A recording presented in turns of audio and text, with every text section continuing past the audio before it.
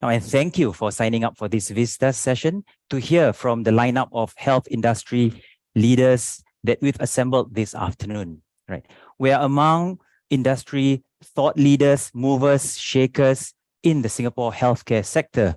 How is it that healthcare is doing right now?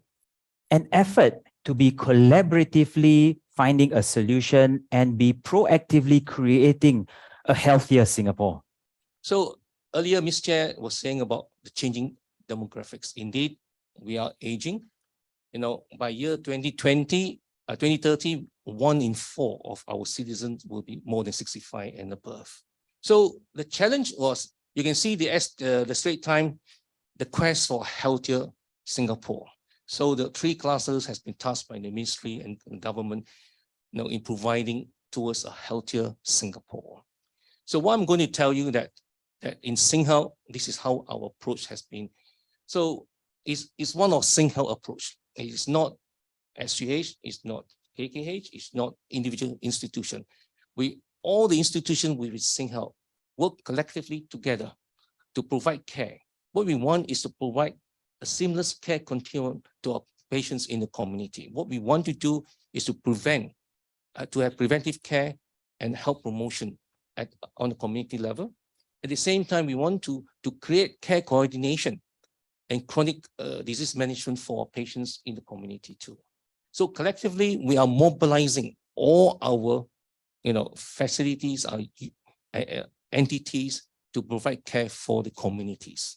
But at the same time, we will continue to do our national role as a cutting edge, providing tertiary and quaternary care to our patients as well.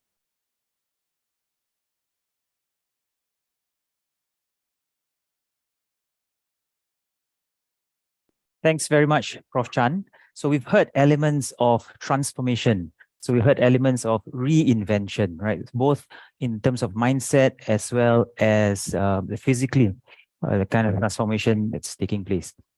Now, you could be wondering, is there a bigger call for transformation that perhaps SingHealth sits within, right? And perhaps the rationale behind that. And to help explain that, we shall shift our attention to Dr. Loke. Right, Dr. Loke, could you help us understand what is the Ministry of Health Office for Transformation? That's quite a mouthful, yeah? So often in the community, we'll say, why isn't HPB doing this? Why isn't the government doing that? But actually, the community itself has many strengths. We call it asset-based community development. If we recognize our assets, which includes schools, teachers, students, people who stay nearby, and they can contribute to the effort, we are so much more powerful than just waiting for the nurse to come out 3 times a week to the community health post or bring people to the GP and pay, well, nowadays 30 to 50 bucks, quite a lot, right? But we could do all this early in prevention phase, right? And so we have started this, got funded out of Tote Board. So again, not just health care dollars, budget dollars, but also trying to see how the rest of community, other sources of funding could support this work. So this could be quite exciting. Hopefully we will see some of you and all your schools and your teachers and students involved, right?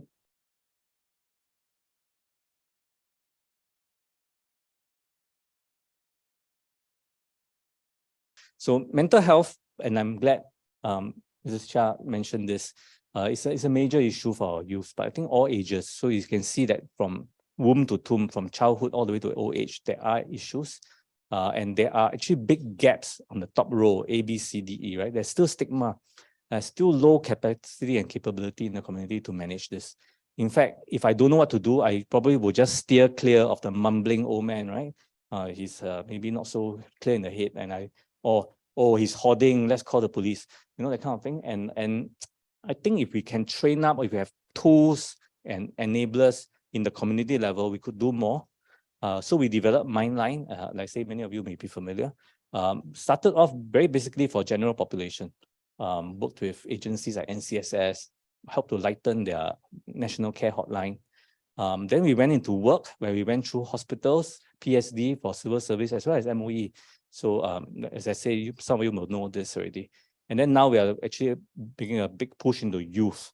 And we hope to work also with MOE on this for our youths because they are such an important part of us. We're trying to find peer support groups, right? Peer-led We need more trained peers, so they can go through training with HPB or in their own schools. IHLs usually have this, but link them up through that into counselors if they need help. But at the community level, peer-to-peer, they can have a fora mediated by therapists or mediated by trained peers, and where they can talk more freely, sometimes even anonymously, about some of the issues they face. We've had some very great stories of, they came back with feedback saying that I never thought I would ever have the courage to see a counselor, but after chatting here, I realized there's nothing much wrong with that. I've decided to see my therapist. And it's very encouraging because you never know, for everyone we catch, maybe we miss 10. So we are hoping more of this will happen. We are scaling this up. And this is what we are doing in the community level for those who are well, mild, moderate kind of levels of mental distress.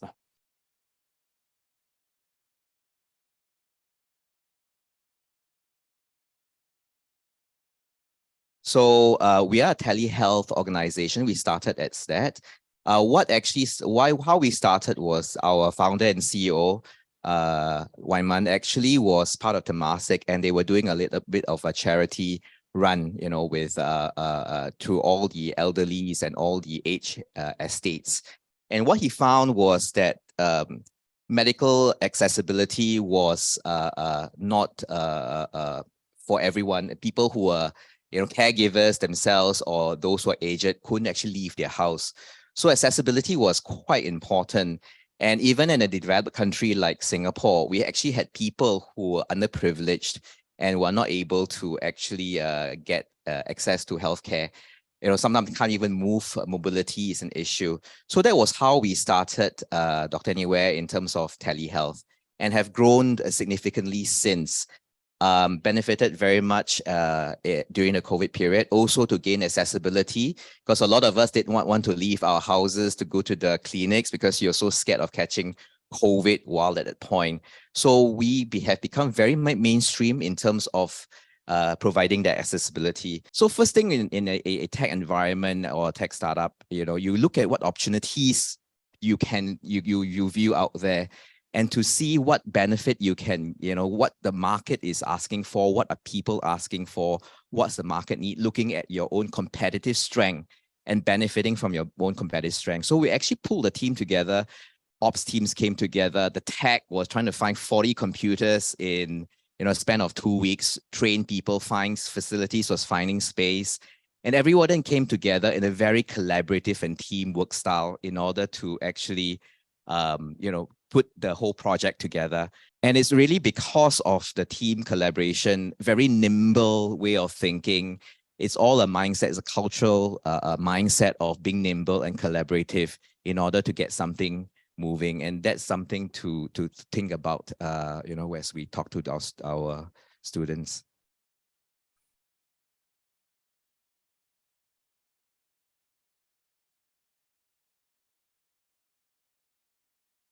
Okay, I'll leave you with 3 things from experiences that we have had in the startup space as well. I think agility is important. I mean, especially in the startup space where 1 out of 1,000 startups actually will succeed. Making sure that we inspire creativity and curiosity, understanding how market movements are is something that students should start thinking about. Being able to adapt whatever core solution you have into relevant use cases of that particular situation. Like for tele-ART, actually wasn't a mainstay. It was because of necessity.